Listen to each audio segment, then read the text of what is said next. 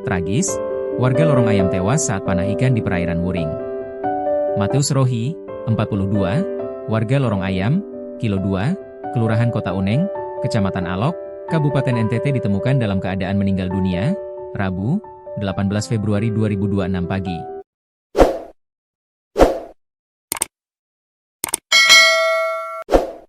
Korban ditemukan tak bernyawa lagi di perairan Wuring, Kota Maumere, Kabupaten Sika. Yang mana sebelumnya, korban pada 17 Februari 2026 pergi memanah ikan di perairan Wuring bersama rekannya. Usai memanah ikan, korban tidak kembali ke darat dan tak kunjung muncul di permukaan air. Padahal dua rekannya sudah kembali ke darat.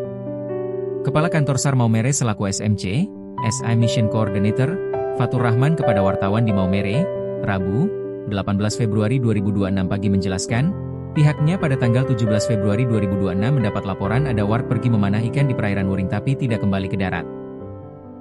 Kronologi yang disampaikan pelapor pada tanggal 17 Februari 2026 bahwa korban bersama dua orang temannya pada pukul 3 WITA, 17 Februari 2026, dini hari berangkat memanah ikan di perairan Wuring.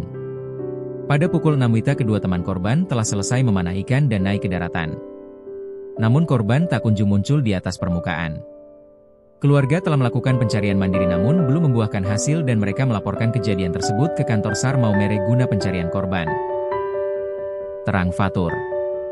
Ia menegaskan, tim SAR gabungan sejak hari pertama menerima informasi langsung melaksanakan operasi SAR dan hari Rabu, 18 Februari 2026 telah memasuki pencarian hari kedua, tim SAR gabungan mengerahkan RIB kantor SAR Maumere, Sarider Ditpolairut Polda NTT, rubber boat dan peralatan selam.